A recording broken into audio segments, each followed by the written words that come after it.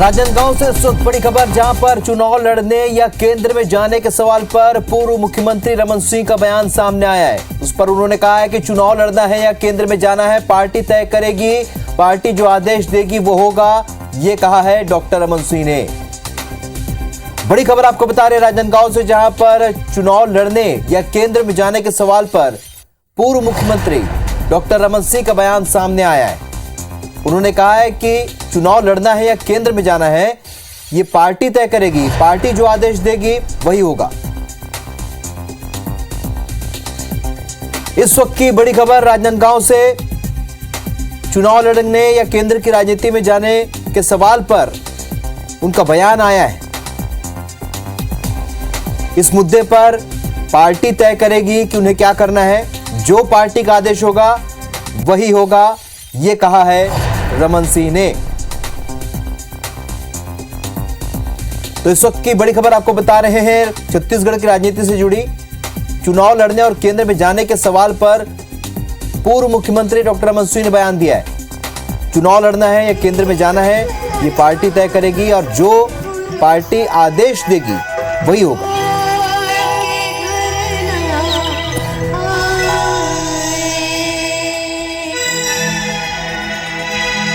तो लगातार ये सवाल उठते, ये कयास लगते रहे हैं। उन तमाम कयासों के बीच पूर्व मुख्यमंत्री डॉक्टर रमन सिंह का बयान आया। जब उनसे पूछा गया कि वो केंद्र में जाएंगे या चुनाव लड़ेंगे, इस पर उन्होंने बयान दिया, पार्टी जो आदेश देगी वही होगा, ये पार्टी तय करेगी कि उन्हें क्या करना है।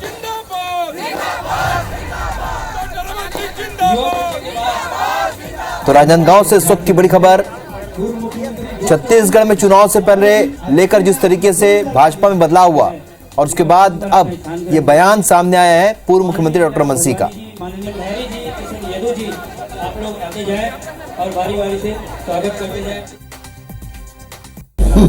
ये निर्णय डॉक्टर रमन कभी नहीं करता कि मुझे क्या करना है। मैं जब पार्षद से लेकर विधायक बना, सांसद बना, केंद्रीय मंत्री बना, मुख्यमंत्री बना, तो ये पार्टी का निर्णय है। पार्टी जो निर्णय करेगी, जो आदेश होगा करेंगे। हम लोग तो एक छोटे कार्यकर्ता हैं, हम तो पार्टी के आदेश को मानते हैं और जैसा पार्टी का निर्देश होगा उसका क्रियान्वयन होगा 100%।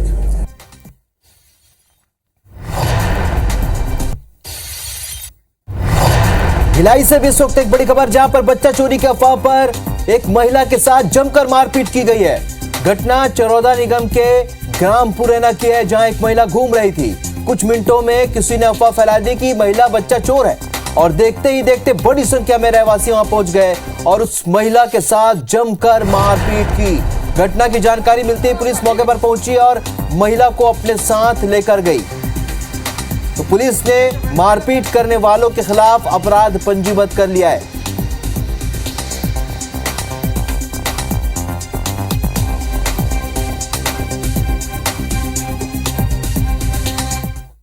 मानसिक रूप से विक्षिप्त महिला जो है, उसके साथ कुछ लोग जो है वहाँ पर मारपीट कर रहे हैं बच्चा चोरी की अफवाह को लेकर। महिला को लेकर आए हैं, उनका मेडिकल मुआयना कराया गया है और साथ ही उसमें क्या नाम से अपराध पंजीबद्ध किया गया है अज्ञात लोगों के विरुद्ध में। कुछ संदेहियों को भी लाया गया है, आगे इसमें जाँच चल रही है। अनुभूति हमारी सहयोगी इस वक्त इस खबर पर हमारे साथ लाइव जुड़ रही है। अनुभूति, चौथी घटना है चरौदा में इस तरह की, और अभी तक क्या कुछ कार्रवाई हुई है और बार बार इस तरह की घटनाएं हो रही है, क्या कह रही है पुलिस, किस तरीके से आगे कार्रवाई बढ़ेगी?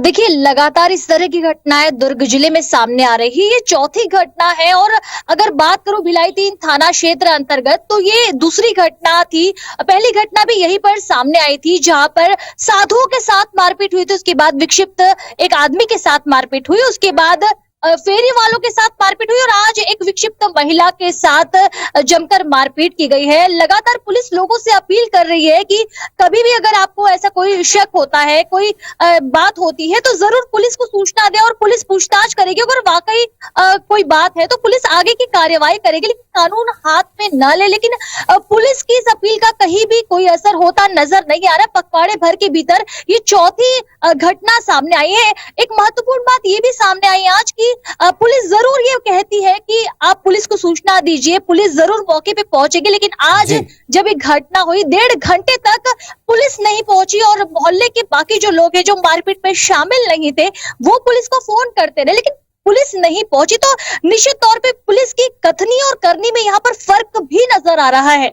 बिल्कुल, और जिस तरीके से लोग बार बार कानून हाथ में ले रहे हैं, बार बार लोगों से अपील की जा रही है, हम भी अपने चैनल के माध्यम से कई बार अपील कर चुके हैं, लेकिन बार बार इस तरह की घटनाएं सामने आ रही अनुभूति, कई सवाल खड़े हो रहे हैं। इस जानकारी के लिए, चर्चा के लिए बहुत शुक्रिया आपका।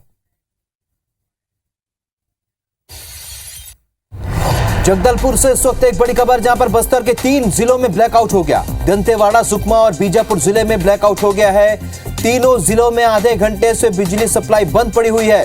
बारसूर में 220 केवी लाइन में फॉल्ट आया है, जिसके बाद बिजली व्यवस्था चरमरा गई है। जगदलपुर से बड़ी खबर, जहां बस्तर के 3 जिलों में ब्लैकआउट हो गया है। दंतेवाड़ा, सुकमा और बीजापुर जिले में यह ब्लैकआउट हुआ है। तो 3 जिलों में आधे घंटे से बिजली बंद पड़ी हुई है। राजा हमारे सहयोगी फोन लाइन पर जुड़ चुके हैं। राजा, क्या जानकारी, कब तक बिजली की व्यवस्था, सप्लाई की व्यवस्था बहाल हो जाएगी? देखिए, जो मेन लाइन है 220 केवी का जो दंतेवाड़ा जिले के बारसूर में स्थित है, वहां पर बताया जा रहा है कि जो पावर ट्रांसफार्मर है उसमें कोई तकनीकी खामी आने के कारण जो तीनों जिले हैं दंतेवाड़ा, सुकमा और बीजापुर, तीनों जिलों में विद्युत की जो सेवा है वो पूरी तरीके से बंद है। और जो प्रयास बताए जा रहे हैं अधिकारियों से, कुछ अधिकारियों से हमारी बात हुई स्थानीय स्तर पे, प्रयास किए जा रहे हैं जो पावर ट्रांसफार्मर है उसको बदलकर सप्लाई फिर से बहाल करने की तैयारी है, लेकिन अब तक 8:40 से जो लाइन बंद है तीनों जिलों में, अब तक वो बहाल नहीं हो पाई है। जी चलिए, इस जानकारी के लिए बहुत शुक्रिया राजा। लेकिन समझ सकते हैं किस तरीके से यहाँ पर जो लोगों को परेशानी हो रही है। दंतेवाड़ा, सुकमा 3 जिलों में आधे घंटे से बिजली की सप्लाई बंद पड़ी है और जल्दी बहाली का दावा यहाँ पर प्रशासन कर रहा है।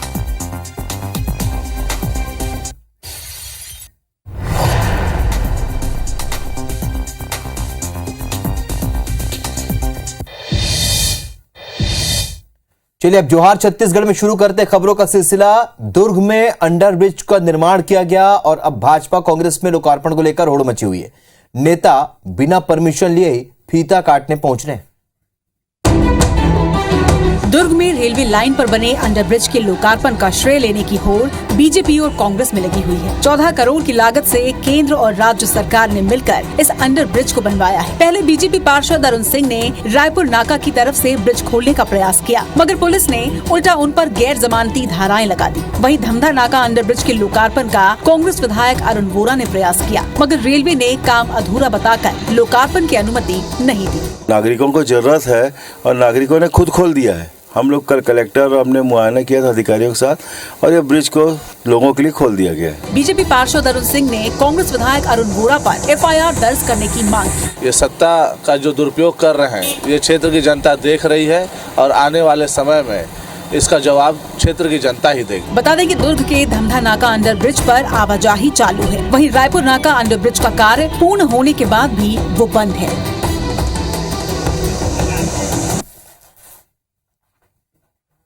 शासन ने आत्मानंद स्कूल की सफलता के बाद कॉलेजों में अंग्रेजी मीडियम में पढ़ाई की शुरुआत की, लेकिन बिलासपुर के साइंस कॉलेज में इसका विरोध देखने को मिल रहा है। कई छात्रों ने कॉलेज से टीसी भी ले ली है। बिलासपुर के शासकीय साइंस कॉलेज को अंग्रेजी माध्यम कॉलेज बनाने के खिलाफ छात्रों के विरोध ने जोर पकड़ लिया है। सरकार के निर्णय के विरोध में अब छात्रों ने क्लास का बहिष्कार कर दिया है। छात्र क्लास अटेंड नहीं कर रहे हैं। कई छात्र दबाव में कॉलेज से टीसी भी ले रहे हैं। इंग्लिश मीडियम करना ही है तो उनके लिए दूसरा बिल्डिंग प्रोवाइड कर सकते हैं। हमें इस कॉलेज से कहीं और ना भेजा जाए और हमारे कॉलेज का नाम साइंस कॉलेज ही रहना दिया जाए, उसे आत्मानंद में कन्वर्ट ना करें। क्लास हम तभी जाना शुरू करेंगे जब ये हिंदी माध्यम और इंग्लिश माध्यम दोनों में संचालित हों। छात्रों के विरोध के बीच कॉलेज प्रबंधन ने अंग्रेजी माध्यम के साथ पढ़ाई जरूर शुरू कर दी है। छात्र अपना मांग रख रहे हैं, उनको हमने शासन तक पहुंचा दिया है। अब उसके बाद क्या निर्णय होगा वो शासन की तरफ से, वो हम जैसे ही उनके तरफ से आएगा वैसे ही हम जो है यहाँ पर लागू कर दें। छात्र और शासन के निर्णय के बीच गतिरोध बना हुआ है। कॉलेज प्रबंधन की माने तो स्टूडेंट्स की मांग से शासन को अवगत कराया जा रहा है, लेकिन अंतिम निर्णय शासन स्तर पर ही संभव है। छत्तीसगढ़ में धान खरीदी से पहले नेताओं को एमएसपी की याद आ गई है। भाजपा कांग्रेस एक दूसरे पर हमलावर है। शेर लेने की होड़ सी मची हुई है। अगले साल चुनाव है तो इस पर बयानबाजी भी धांसू होगी।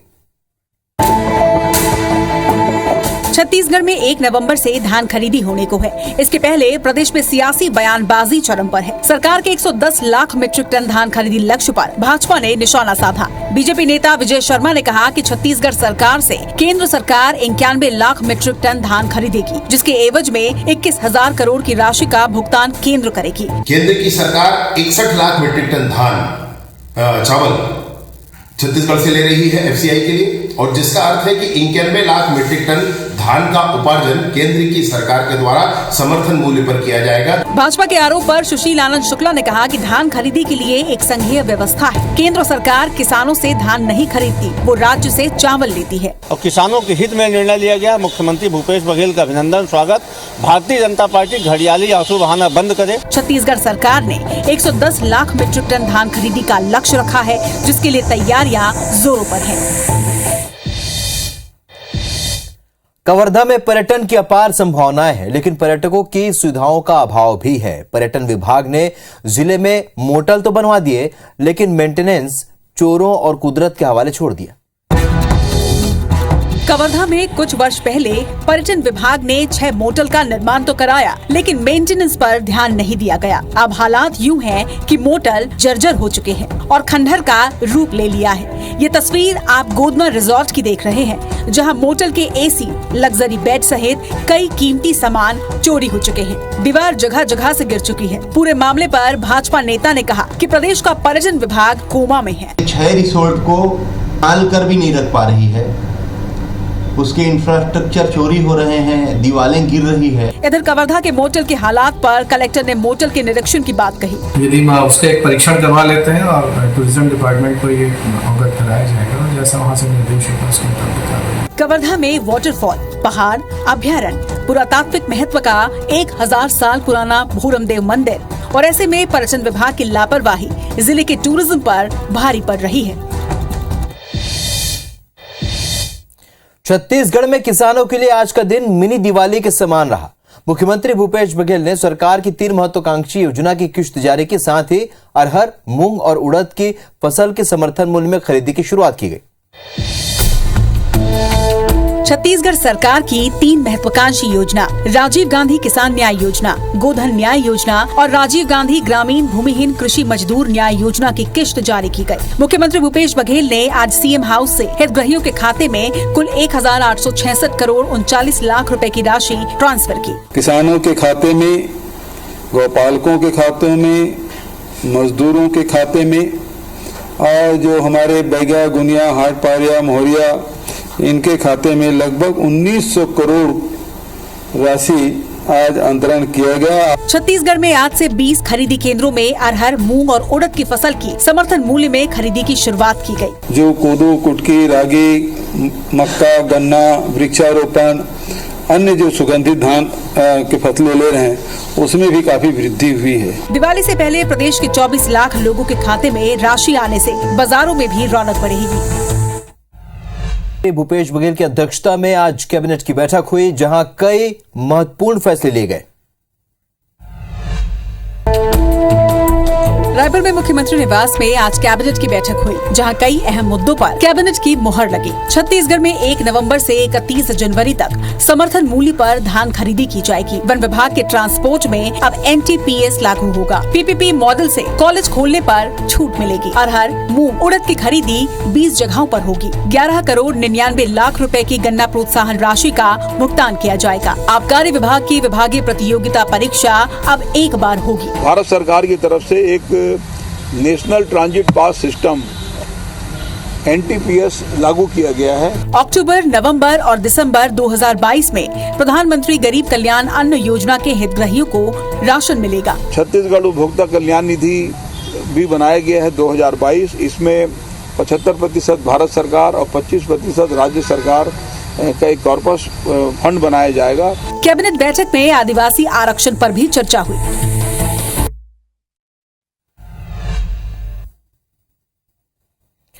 कांग्रेस अध्यक्ष पद का चुनाव आज संपन्न हुआ। मल्लिकार्जुन खड़गे और शशि थरूर के लिए रायपुर के राजीव भवन में 360 डेलीगेट्स ने मतदान किया। कांग्रेस के राष्ट्रीय अध्यक्ष पद के लिए राजीव भवन में मतदान हुआ। प्रदेश कांग्रेस कमेटी के कुल 307 डेलीगेट्स ने मतदान किया। सुबह 10 बजे से लेकर शाम 4 बजे तक हुए मतदान में मुख्यमंत्री भूपेश बघेल, प्रदेश कांग्रेस के अध्यक्ष मोहन मरकाम, विधानसभा अध्यक्ष चरणदास महंत समेत कई मंत्री और विधायकों ने मतदान किया। 2 कैंडिडेट खड़े हुए और दोनों ने प्रचार भी किया, अपील भी किए और उसके बाद आज मतदान भी हो रहा है। कांग्रेस पार्टी में लोकतांत्रिक ढंग से कैसे चुनाव होता है और एक आध बार नामजदगी के बजाय अपनी भी पार्टी में लोकतांत्रिक ढंग से चुनाव कराने की प्रक्रिया में वे आगे बढ़े। 19 अक्टूबर को दिल्ली में काउंटिंग के बाद रिजल्ट घोषित किए जाएंगे। ये दोनों पेटी जो है वो यहाँ से दिल्ली लेके जाएंगे और AICC में जो अथॉरिटी बनी है इलेक्शन की उनके सुपुर्द करेंगे। बता दें, कांग्रेस अध्यक्ष पद के लिए चुनाव की प्रक्रिया खत्म हो चुकी है। देश भर में 9300 डेलीगेट्स मतदान में शामिल हुए हैं। मुख्यमंत्री भूपेश बघेल ने आज प्रदेश को 10 नए राजस्व अनुविभागों और 25 तहसीलों की सौगात दी। मुख्यमंत्री भूपेश बघेल ने छत्तीसगढ़ के 10 राजस्व अनुविभागों और 25 नवीन तहसीलों का उद्घाटन किया। प्रदेश में अब कुल 108 अनुविभाग हो चुके हैं, वहीं तहसीलों की संख्या 227 पहुंच गई है। आज 10 नए अनुविभाग और 25 नई तहसीलें की शुरुआत भी की गई। इसके लिए भी मैं बधाई देता हूं सभी को। धमतरी के बेलर गांव को तहसील बनाने से ग्रामीणों में खुशी है। कलेक्टर PS एल्मा ने नवीन तहसील का औपचारिक शुभारंभ फीता काट कर किया। मैं जो माननीय मुख्यमंत्री छत्तीसगढ़ शासन ने आज बेलर गांव को तहसील के रूप में शुभारंभ किया है, इस अवसर पर सभी क्षेत्रवासियों को बहुत बहुत बधाई देता हूँ और शुभकामनाएं देता हूँ कि उनके वर्षों की मांग थी वो पूरा हो गई है। आज सरकार की योजनाओं के बेहतर क्रियान्वयन के लिए अनुविभाग और तहसील की संख्या बढ़ाई गई है। सरकार की कोशिश है कि लोगों को छोटी छोटी समस्याओं के लिए जिला मुख्यालय नहीं जाना पड़े। छत्तीसगढ़ में त्योहार की रौनक से बाजार जगमगा रहा है। व्यापारियों ने अपनी दुकानों में स्टॉक सजा रखा है। अब बस धनतेरस और दिवाली का इंतजार है। धनतेरस और दिवाली पर छत्तीसगढ़ के बाजार में जमकर धन की वर्षा होने वाली है। 5000 करोड़ के कारोबार का अनुमान लगाया गया है। इस बार कोरोना काल में मंदी का शिकार हुए कारोबारियों के चेहरे पर मुस्कान है। सराफा बाजार, बर्तन बाजार, ऑटोमोबाइल, इलेक्ट्रॉनिक्स और कपड़ों के अलावा दूसरे दुकानों पर खरीदारों की भीड़ अभी से जुटने लगी है। पैसे जो बटे हैं सरकार की तरफ से और जितने भी किसानों को भी जो भी धान का पैसा मिला है, ये पैसा पूरे बाजार में ही आएगा और सराफा में इसका बहुत बड़ा एक पार्ट सराफा को भी आएगा। सरकार ने किसानों के खातों में जहां योजनाओं की राशि ट्रांसफर की है, तो वहीं प्राइवेट कंपनियों ने भी अपने कर्मचारियों को बोनस दिया है, जो कि मार्केट में आएगा। हमको तो बहुत अच्छी उम्मीद है कि इस बार ये जितना भी पैसे आए उससे हमको ऑटोमोबाइल क्षेत्र में बहुत अच्छी बूम मिलेगी। व्यापारियों के लिए अगला हफ्ता बेहद महत्वपूर्ण है। धनतेरस पर धन की वर्षा होने की उम्मीद है। चलो तो छत्तीसगढ़ की खबरों में फिलहाल इतना, लेकिन ताजा अपडेट के लिए आप बने रहिए IBC 24 के साथ। नमस्कार।